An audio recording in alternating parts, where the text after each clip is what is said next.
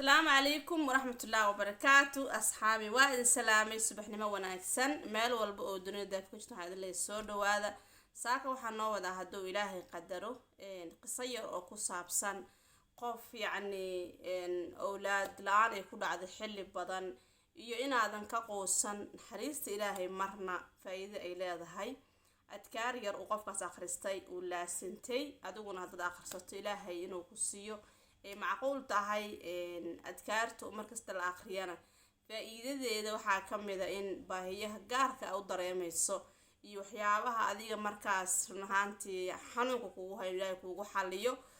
marka isla socod wanaagsan intaanan maaragtay qisada idin gelin waxaan iga codsanayaa wiilkan aad arkaysaan waa wiil Soomaaliyeed waa maaragtay wiil baahiyaha gaarka qaba ma ahana idin weydiinayo xoolo ama inay idin weydiinayo hebel laakiin channelkaas u booqda oo maaragtay u saara ilaahay dartiina ugu booqda runaantii waa wiil aad uga qiirooday waxa wareysanayay farxaan ninka la yiraahdo Ridwaan Isaaq aad baan uga qiirooday runaantii waa wiil Soomaaliyeed oo baahiyaha gaarka qaba haddana isagoo caafimaad qaba oo 22 sano jira shil gaari uu galay daraadeeda paralysis la noqday marka u booqda walaalayaalow like share iyo subscribe intaba u saara runaantii YouTube ma ahan meel qofka intuu is yiraahdo maanta adoo meel cidla ama meel banaan taagan furo yani oo maaragtay si wax uga hesho waa meel sabar badan iyo waqti fara badan u baahan dad badan oo kugu soo xirma ama ku barta iyo waliba waxyaabaha aad soo gudbinayso oo maaragtay dadku inta badan waayahan dadku wax walba iskama daawadaan waxyaabaha qaar ee mar soo jiidashada waliba asagu waa qof baahiyaha gaarka qaba u baahan inaad soo dhaweysaan inaad maaragtay yani aad ugu hambalyeysaan dhahdin anaga garabkayga taagan ina u booqataan inta waliin ka rabo magacaasa ugu qoran marka de waxaan leeyahay asxaabay kor hal isku qaado oo halaysu naxariisto oo qofku ka liito ama qofku ka baahi duwan yahay dadka ha loo fiiriyo insha Allah waa rajeynaa inaan soo booqan doontaan dhamaantiina ilaahayna aad weydiin doontaan waxa la wuxuu rabo iyo caafimaadkiisa intaba marka de waxaan idin leeyahay qisadeenan galina insha Allah qisadan waxay tahay gabar intaas oo sano maaragtay awlaad la'aan ahayd oo la qabay haddana dareemi jirtay yani uqdad nafsi iyadoo waliba isle maxaa dhacay oo awlaad u heleynin maxaa dhacay oo aad wax u dhaleynin dhaqaatiir fara badanna ku wareegsatay waqti iyo xilliyo fara badan kadib markay maaragtay dhaqaatiir aad u badan ku wareegtay in badan ay raadinaysay awlaad in badan la lahaa waxba ma qabtid wad caafimaad qabtaa qof caadi ah taa la lahaa haddana waxba ay yeelan weysay ma ogtahay markii lagu dhaho caafimaadkaaga waa 100% iyo markii lagu dhaho rajo marid isku mid ma ahan marka de waliba waxaa noo wadaa oo qisada daba socota clip yar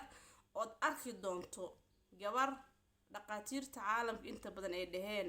wax aad dhalaysa ma lahan waa hadda markan hadda maalmahan gudahooda ee ilaahay uu siiyay 3 cunug oo mataana ah hal mar subhanallah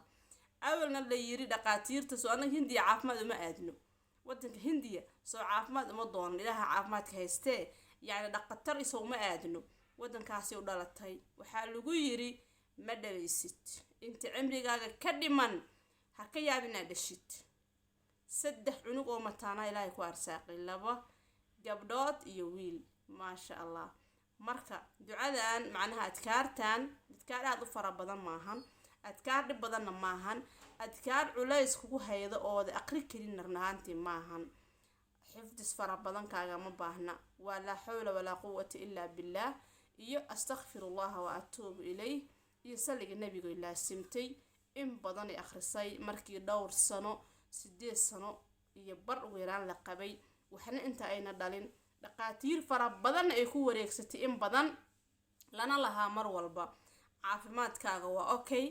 wax ku haysto caqabada ma aragno iska sug la lahaa ay xilli dambe waxay maqashay adkaarta iyo istighfaarta la badsado in wax badan lagu helo fadliga ku salinta rasuulka sallallahu alayhi wasallam inay aad u faa'iido badan tahay maalinkaa kadib ay soo baraarugto waxay istiri ileen meesha kaa qaldan iyo lambarada kaa qaldan waa adiga xaggaaga wax ka qaldan bal akhriso maalinkaasay bilowd inay akhrisato oo laasimto marar badan ama markay bil iyo bar waday oo haddii inta waxaan is leeyahay kumanaan ay akhrisay ayaa un ilaahay amarkiis bishii dambe ee caadidan iska weysay waxba uma danin yani inay uur iyo waxaas leedahay laakiin way iska sii wadatay maaragtay adkaartii akhriskeedii maalinkii dambe ilaahay wuxuu ku arsaaqay 2 cunug oo mataana ah oo ah wiil iyo gabar marka adkaartaasu maxay ahayd laa hawla walaa quwwata illa billah astaghfirullah wa atuubu ilay iyo saliga nabiga wax kale ma aysan aqrin aad ay u badisay way laasimtay way ku dhagtay waxay dareentay deganaan habnimo maaragtay farxad ilaahay inuu qanaaco qanaaco marka hore wixii isla maxaa ka qaldan maxaad u dhaleenin awlaad ilaa wax aad rabto oo aad helaynin waa mushkilo waa dhibaato marka maasha Allah way laasimatay wayna akhrisatay run ahaantii dee waxa ay ka faa'iideyna waa arki doonaa hadduu alla idmee inay kuwaas ay akhriday ay ku faa'iiday ay u badan tahay xilligii ilaahay uu siin lahaa ayaa dhimanaa balse sabab looga dhigayaa sabab ayaa looga dhigayaa ma fahanteen marka dee waxaan leeyahay maasha Allah aan ka faa'iideysana hadduu ilaahay idmo clip yara meeshan soo saari doonaa oo arki doontaan yani gabar la yiri waxba maba dhalaysid la yiri inaa wax dhashidba maba lagugu talagelinaa la yiri gabadhaas 3 cunug ay dhashay oo mataana ah intaasoo sana waxaa la lahaay cimrigaaga inta ka dhiman waxba ma dhalaysid ilaahay baa haaya caafimaadka iyo awlaadda iyo wax ilaahay baa haysta laakiin waxaan kuu sheegayaa kaliya waxay toon ka rabo ha quusanin naxariista ilaahay weligaa ka quusanin soo waxa garatay maahan naxariista ilaahay weligaa Allah ka quusanin aan sida dhageysan marka clipkan yarka yani maamadan waxa lagu yiri iyo sida ilmo ilaahay ku siiyay maasha Allah iyadu waa gaalo oo ma ahan muslim laakiin de intaasoo mar xataa waxay damacday inay qoorta iska goyso oo isdisho yani waxay rabto oo weyso daraadeeda waxaan u soo qaadanayaa macnaha inaadan aaminin wax ma dhalaysid laguma qorin inaadan naxariista ilaahay ka quusan marna dhaqaatiir haddaad tagto oo lagu yira ma dhalaysid dee dhakhtarka ka nijabaysaa oo mid dambe inaad raadiso kugu cuslaanaysaa markay dhowr xaba ku dhahaan okay yaa tahay ama ma dhalaysid lagu dhaho laakiin dee naxariista ilaahay ka quusan aan ku leeyahay qalbigaaga ka goyn mar naxariista inaa ilaahay ku siin doono wuxuu doono qalbigaaga marna ka goynin gabadhan ma aysan ahayn gabar muslim ah gaali ahayd haddana waa uu si ilaahay subxaanallah aan isla aragna bal waxay u dhalatay dalka Hindiya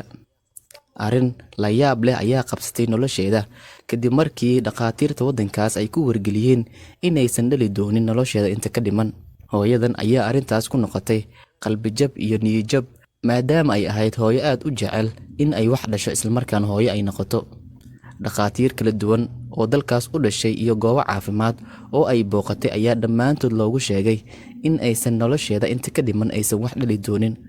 taas oo quus gelisay hooyada nolosheeda kuna dhawaatay mararka qaar in ay isdhaafsiiso nafta balse hooyadan ayaa si lama filaan ah wuxuu alle ku arsaaqay 3 caruur 2 gabar iyo 1 wiil taas oo ay aad ugu faraxday hooyadan maadaama aysan ahayn wax ay filaysay arintaas oo lama filaan ku noqotay dhaqaatiirtii hore hooyadan ku wargeliyay in aysan wax dhali doonin isla markaana nolosheeda inta ka dhiman ay ahaan doonto qof aan wax dhalin balse tani ayaa ku dhacday awoodda alle iyo sida uu alle u awoodo in uu sameeyo wax uu doono familka gabadhan iyo saygeeda ayaa aad ugu farxay maadaama haweeneydan nolosheeda hore aysan uur u qaadan isla markaana aysan wax dhalin ayna tahay markii ugu horeysay ee ay uur qaado isla markaana ay dhasho 3 caruur oo mataana ah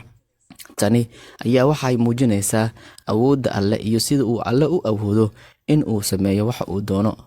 annagana nooga filan inaan ku cibro qaadano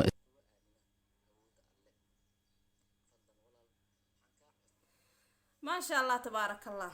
ka quusan naxariista ilaahay de qofku inuu wax si ugu tala galo wallahi lama dila lamana aasaayadoon dhalay wixii ilaahay qofkas inuu si ilaahay ugu tala galay marka كفائديسو لا حول ولا قوة إلا بالله أستغفر الله وأتوب إليه اللي صلى النبي صلى الله عليه وسلم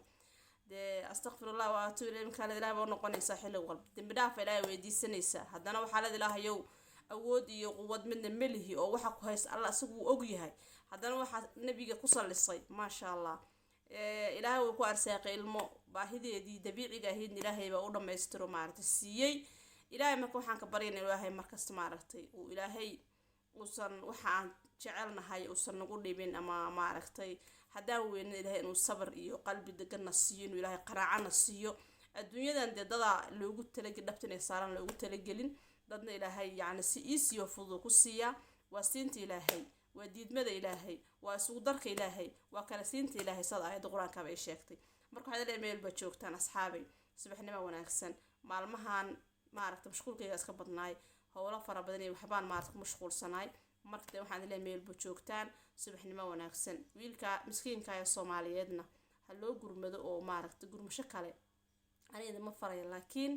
de wakulli waa aragteen badnaantiina channelka wuxuu ku jira Ridwaan Isaaq kilibka u dambeeyay waliba wuxuu ku jira YouTube-kiisa marka de waxaan leeyahay waa la isku baahan yahay adduunka wax la istara aqra wax la isma taro qof kasta amalkiisu aqra la tara oo maarad wax taraay qof kasta amalku isaga shaqeystay umba aqra ka horeeya laakiin adduunyada qof xoolo la siiyay qof waxba la siinin qof curiyaan laga dhigay qof ayaga la siiyay qof maaragtay de asagoo curiyaan oo baarto wax qabsan kara balse wiilkan waxaan uga naxay subhanallah wallahi aad ugu qaracmay gacmihiisa waa sidaas saas gacmihiisa yihiin xataa waxa ma qabsan karo intuu gacanta soo qaado wajiga saam u marin karo aad baan uga naxarun ahaantii laakiin waxaan leeyahay ما شاء الله إلهي بقول قرتي الله يكو أبورتي ساس كادجي إن معركتي أسجع معركت كوي قارن حلقة أسجع جرناية وح معقول إلهي وكحب أجي هاي وأنا وارتق إلهي وخبير وحكستو أجي هاي إن وحيا بكرود قبل لهيد أما كل لهيد أما كهلاك سمي لهيد إن إلهي يقول بعدنا لجياوا وما أنت تعالى السمي كرين مركز إلهي مثل حدا هو يقام لالكي niyadjabka iyo murugada iska dhaaf ilaahay xilwa tala weydiiso xilwa caafimaad weydiiso adkaata akhriso ku qanac qadarta ilaahay qadar Allah ma shaa facala ku dhacay marka de wuxuu yiri muddo 4 bilood ayaan ooynaay aan qaadan waay waxay ku dhacay de qalbigayga wuxuu yiri aan gelin waay 4 bilood physiotherapy iyo mental therapy ayaan ku jiray u dhahay yaani in la ogoleysiyo si wixii ugu dhacay aan u aqbalo qofka islaamka waxa looga baahan yahay markii dhibaato ku dhacdo inuu yiraahdo alxamdulillah ala kulli xaal shalwan caafimaad qabay waan fiicnaa oo waan wanaagsana maanta ilaaba ay gartay alxamdulillah inuu aqbalaa la rabaa sidoo uu la dhaqmi lahaa oo ugu noolaan lahaa sidoo inuu ula dhaqmo alxamdulillah hade ilaahi gacmahaaga laabay lugahaaga gacmahaaga jirkaaga isku ka dhigay barales ka dhigay maantana nolosha ku siiyo nooshahay de waxaad mar lahayd uu kugu talagal war maraysa laakiin way ku soo bari alxamdulillah shukr إلهي كوكو مهدنايا إلهي ربي عافماد السيد إلهي حبنيه يسوع علده إلهي عافمادك يسوع علده مركب حان لي غفول بو حان وسنايا إلهي بريو إلهي هوي ديستو عافمادك ودونايا مركان اسكو دعينا ان اسكو قلبي فرنو هلو شي غريو او هلو لا غريو او هلو سبسكرايب سارو ماركتي إلهي وحسنا كسو غليو ماركتي دي قفك مكو ميعلا تاغيو باهان يahay meesha si degdeg ah uga mahelay laakiin haduu dad u soo gudmado wanaagsan helo haduu dad hor u qaado xilliyadii wixii la rab u gaarsiyo oo helo waa macquul in wax ka soo galaan ilaahay subhanahu wa ta'ala waxaan leeyahay caafimaadkiisana ha u soo celsho wax ka soo wanaagsan wuxuu in ilaahay u qoray meel aan dhib lahayn ka soo geliyo like share comment waa xageena fikradaha wanaagsan waa xageena salaamu calaykum waraxmatullaahi wabarakaatuh